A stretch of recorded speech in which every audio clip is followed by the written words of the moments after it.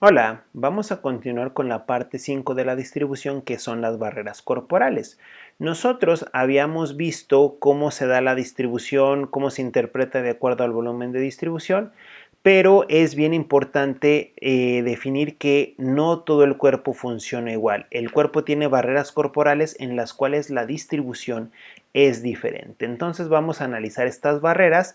La primera barrera es la barrera hematoencefálica. ¿Qué tiene de diferente la barrera hematoencefálica? Bien, la barrera hematoencefálica es la barrera que protege al sistema nervioso central.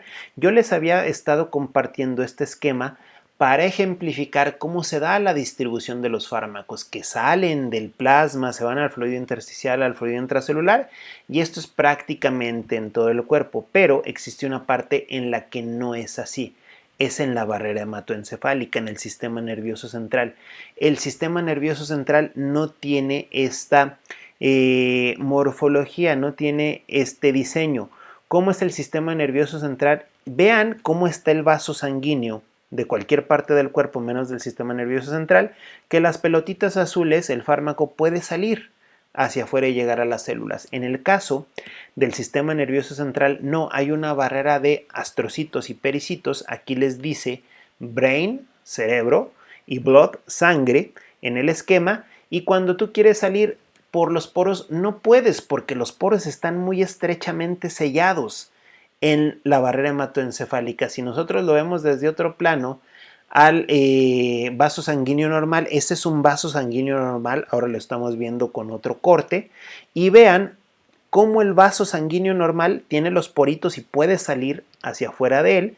Y vean cómo es el vaso sanguíneo del cerebro, que está envuelto por una capa de pericitos y de astrocitos, y que aunque te salgas por los poritos, hay una capa que es la barrera hematoencefálica que no permite que se salgan tantas sustancias hacia el sistema nervioso central al cerebro, y eso nos protege de infecciones, toxinas, etcétera, para salvaguardar a uno de los órganos más esenciales, porque ustedes saben que una infección cerebral pues normalmente es muy grave o letal.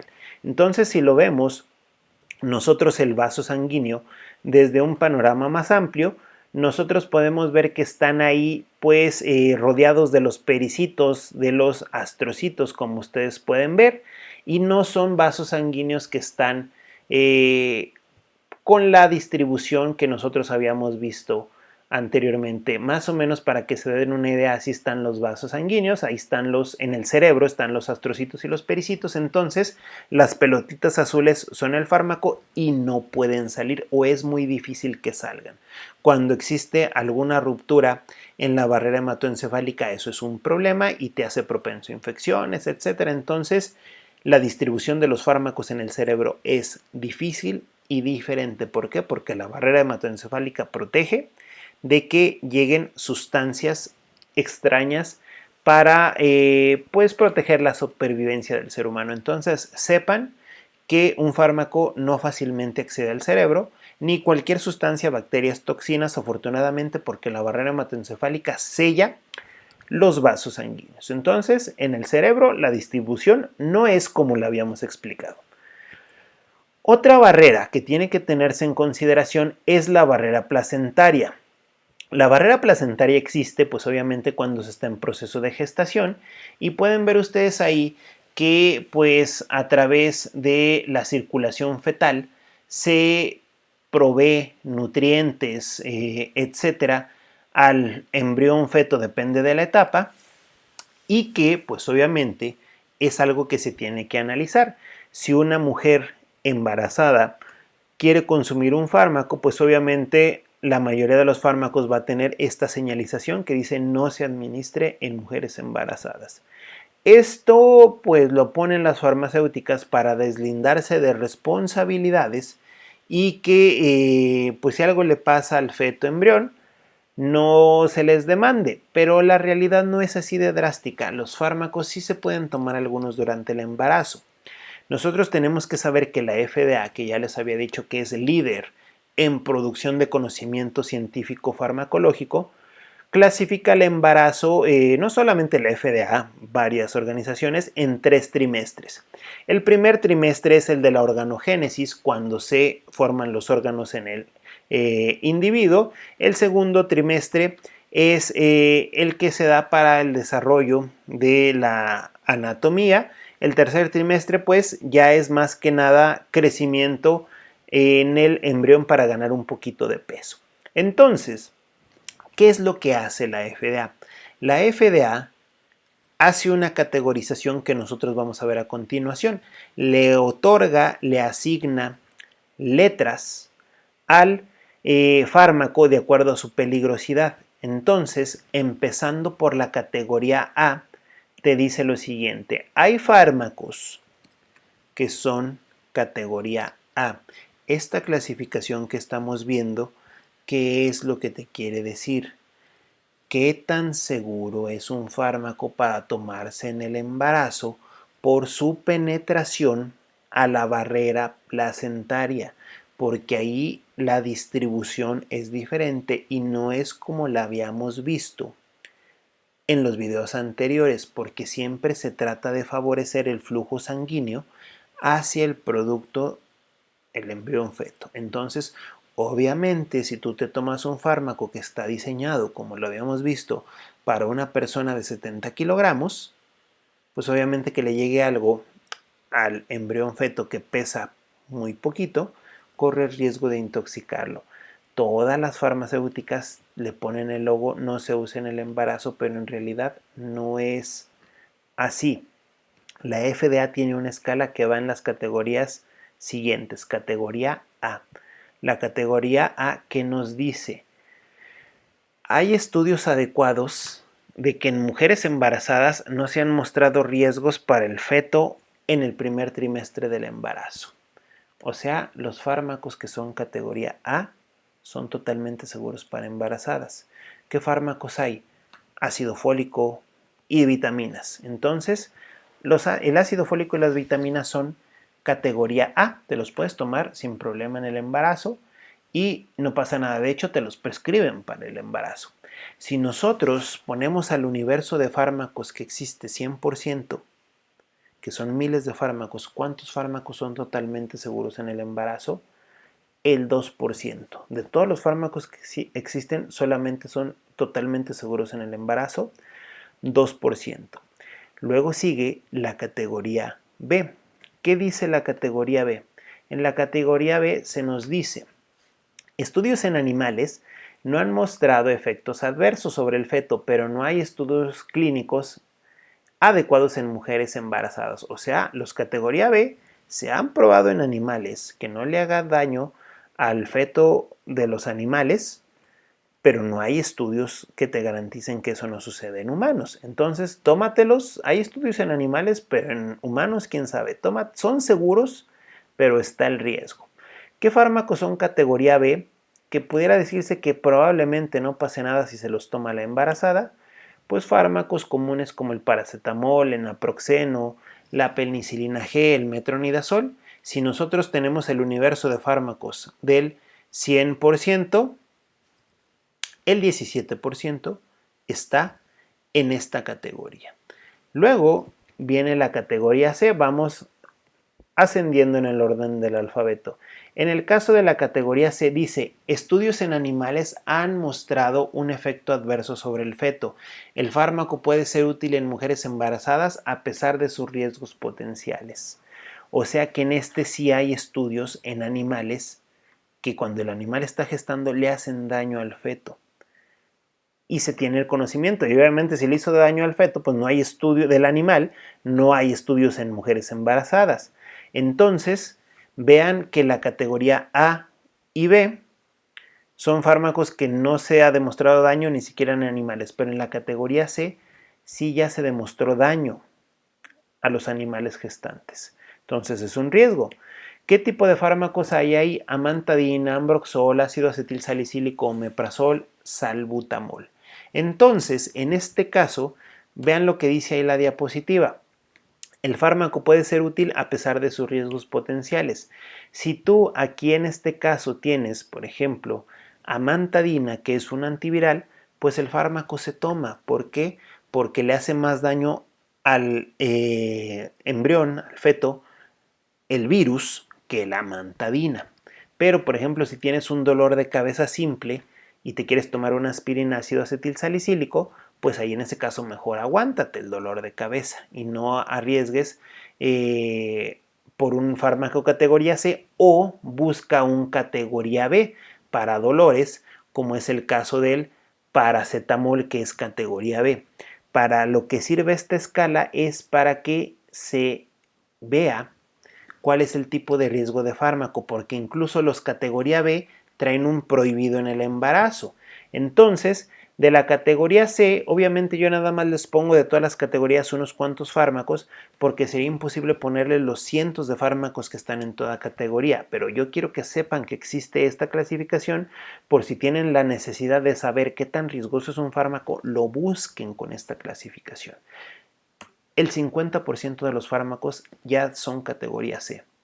Han demostrado daño al producto en estudios en animales. La categoría D, ¿qué es lo que dice? La categoría D lo que nos dice es lo siguiente: hay evidencia de riesgo teratogénico. ¿Qué es teratogénesis? Malformaciones. Pero los beneficios potenciales del uso en mujeres embarazadas pueden ser aceptables a pesar de los riesgos. Ahí se hace la balanza riesgo-beneficio. ¿Qué fármacos hay en categoría D? Pues por ejemplo vean que está el diazepam. ¿Cómo es esto del riesgo-beneficio? Si la madre tiene ansiedad y le están dando un ansiolítico como diazepam y dicen es categoría D, ya hay evidencia de riesgo de malformaciones para el embrión, no se lo den. Pero se tiene que hacer un balance riesgo-beneficio. Si la madre tiene ansiedad y no le das el diazepam por no dañar al bebé y esa crisis de ansiedad hace que la madre se suicide, pues ahí perdiste a los dos. Entonces tienes que evaluar el grado de ansiedad y ver qué tan útil es el fármaco y si vale la pena correr el riesgo. Por eso se hace una balanza riesgo-beneficio. Por ejemplo, aquí tenemos diclofenaco y vean que tengo CD 3 trimestres o tercer trimestre. Los fármacos no son estáticos. Por ejemplo, el diclofenaco, lo que quiere decir eso es que habitualmente es C, una categoría más baja, pero en el tercer trimestre se vuelve D. Por ejemplo, el ibuprofeno es C. Primer y segundo trimestre no es tan peligroso, pero el ibuprofeno en el tercer trimestre se vuelve D. Los fármacos también varían de acuerdo a su vía de administración. Por ejemplo, la tobramicina, este antibiótico, si tú te lo pones en los ojos, oftálmico para la conjuntivitis, no es tan riesgoso, es B. Pero si tú te lo inyectas intramuscular, es D. La escala cambia para los fármacos de acuerdo al trimestre y de acuerdo a las vías de administración. Fármacos que son riesgo-beneficio son más o menos el 25%. Entonces se tiene que evaluar el riesgo-beneficio. Por ejemplo, en el caso del diazepam, la ansiedad es una patología que hay que controlar, pero en el caso del ibuprofeno, que sirve para tratar dolores e inflamaciones, pues obviamente lo vas a tener que evitar preferentemente. Tienes que hacer la balanza riesgo-beneficio, como les decía, porque a veces por evitar el daño en el embrión terminas perdiendo a los dos, a la madre y al producto, si tú le retiras un fármaco de origen para tratar patologías psiquiátricas como el diazepam. Entonces aquí tenemos el 25%.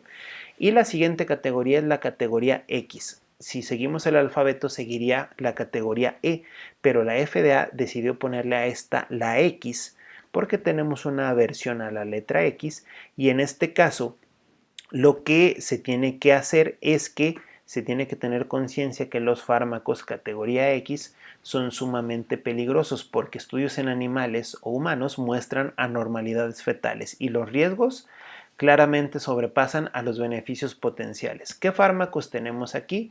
Pues obviamente los que se utilizan para tratar el cáncer, los antineoplásicos, quimioterapéuticos, la talidomida, el etanol, la warfarina, la vitamina A, normalmente es A, pero en altas dosis es X, causa muerte y malformaciones.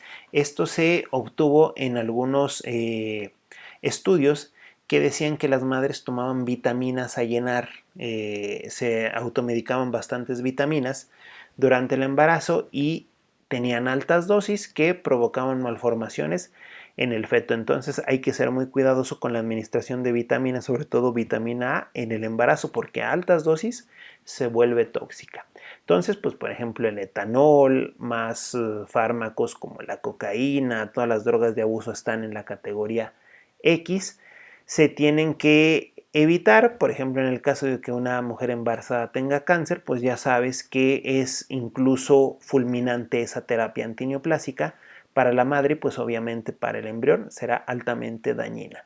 Del 100% de universo de fármacos, el 6% está en esta categoría. Entonces, ustedes deben de saber que esta categoría existe, la X, todas estas categorías existen y que debes de buscar la información si la necesitas y saber el riesgo al que te estás exponiendo y si vale la pena exponerse a ese riesgo. Entonces hay veces que sí vale la pena exponerse al riesgo porque, como les decía, tienes que hacer esa balanza y tú podrás conocer a quién se tomó un fármaco X como el etanol y el embrión sobrevivió. O sea, el feto ahí está, el niño, y no pasó nada o el daño fue mínimo. Este es un riesgo que se tiene que decidir si se corre o no se corre. Entonces, en este video revisamos cuáles son las barreras que se tienen que tener en cuenta. Primero, la barrera hematoencefálica, que es una barrera a la que es difícil acceder, y la barrera placentaria, que es todo lo contrario, es a la que es muy fácil acceder. En el caso de la barrera placentaria es lo contrario a la barrera hematoencefálica porque la circulación fetal provee todos los nutrientes y le da prioridad incluso al feto de estarle pasando nutrientes, y obviamente si llegan los fármacos ahí van a pasar la barrera placentaria. Prácticamente todos los fármacos pasan la barrera placentaria, pero hay que checar su clasificación de la FDA para ver qué tanto afectan al embrión feto dependiendo del trimestre del embarazo. Entonces, eso se tiene que checar siempre, y con esto terminamos esta parte del tema de distribución. Entonces, con esto terminamos esto de las barreras y gracias por su atención. Nos vemos y adiós.